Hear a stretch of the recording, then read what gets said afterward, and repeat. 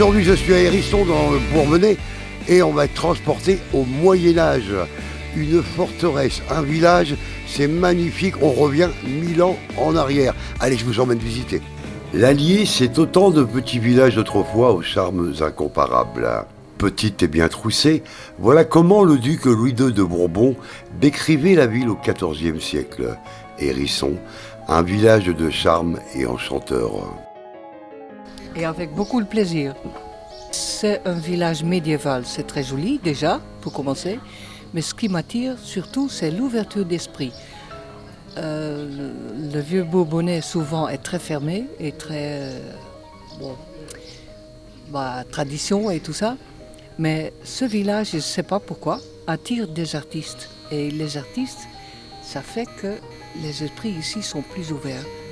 Et ça attire encore des artistes et ainsi de suite, c'est un cercle. Donc ça me plaît beaucoup. La vie est belle ici. Ah oui. Loin de tout ce stress et surpopulation en Hollande, etc. Ainsi de suite. Fondé au 5e siècle et érigé en châtellenie au 12e, Hérisson s'est développé au pied de sa forteresse, ceinturée d'une muraille flanquée de 22 tours, au creux d'une boucle de Lomance. Le lit de la rivière aurait même été dévié afin de former un obstacle naturel supplémentaire pour mieux protéger la ville. La ville ?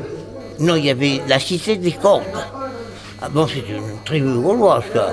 Il n'y avait pas de maison, il y avait des maisons, mais qui étaient en bois. Hein. C'était tout en bois, pas de pierre. Bon, c'était sur le plateau de Châtellenois, là, entre Châtellenois et Hérisson maintenant. Ou ça, un peu partout. Bon, mais je crois que c'est monté à 60 000 personnes quand même. Hein. Alors par contre, quand il y a eu les légions romaines qui sont montées pour aller à Gergovie, les légions romaines se sont battues contre les Victuristes et à Bourges. Et comme ils dépendaient de Bourges, bon, les Gaulois ont foutu le camp. Ils pouvaient nier que 10 000 hommes et il y avait au moins 3 ou 4 légions romaines, impossible de combattre.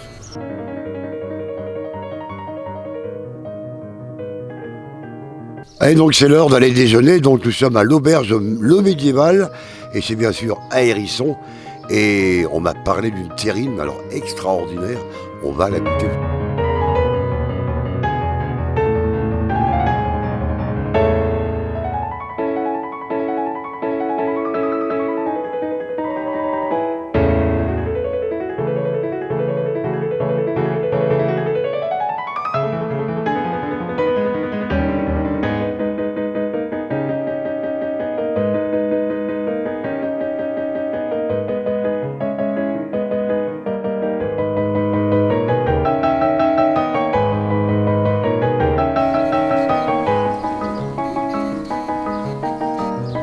Aujourd'hui encore, les vestiges du château piquent le ciel et l'infini comme pour mieux témoigner de sa puissance passée.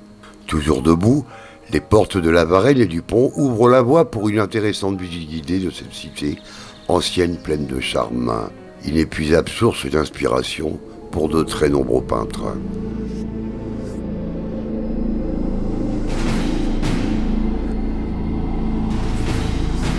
Depuis 13 ans, donc, on a créé l'association, s'appelle ASCH, Association Sauvegarde Château de Hérisson.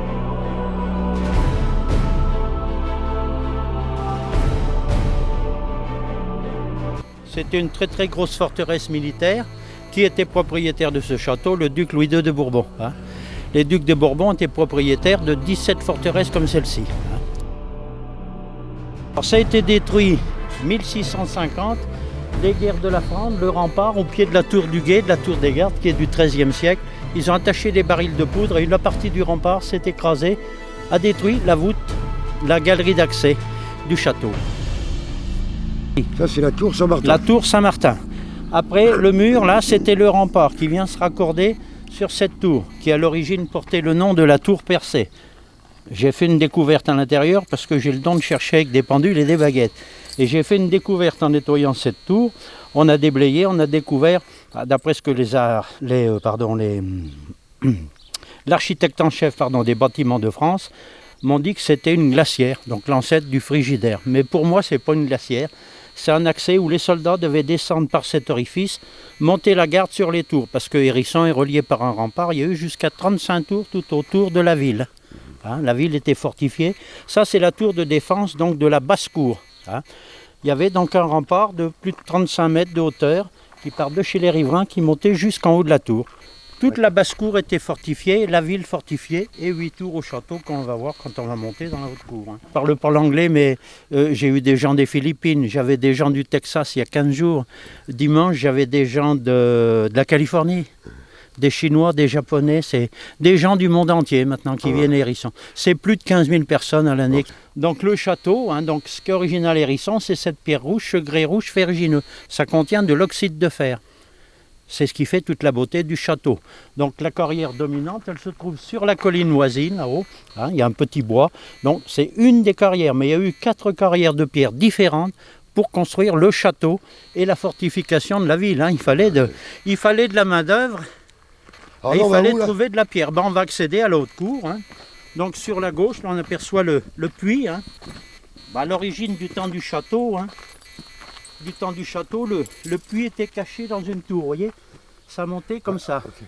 Là, ici, ça baissait le pont-levis, hein, sur le reposoir. Là. Le premier château, 9e siècle.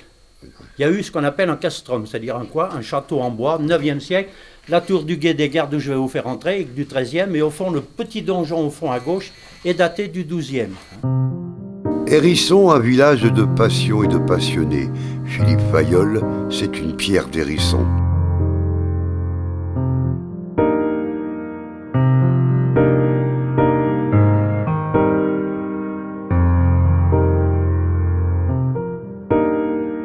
Entre le 9e et le 11e siècle. Alors tout ça, ça a été découvert par le club du Vieux Manoir. J'ai expliqué qu'après la Révolution, les gens d'Hérisson avaient rempli de terre. Donc ils ont déblayé. Moi, évidemment, j'ai connu ça, pour moi c'est évident. Mais il y avait... Petit commerce, marché du terroir, bar associatif, Hérisson a su garder son intégrité en apportant buis et couleurs au cœur du village. Des instants de vie de chaque jour, le goût et le parler du pays, des moments de partage à Hérisson, dans le département de l'Allier.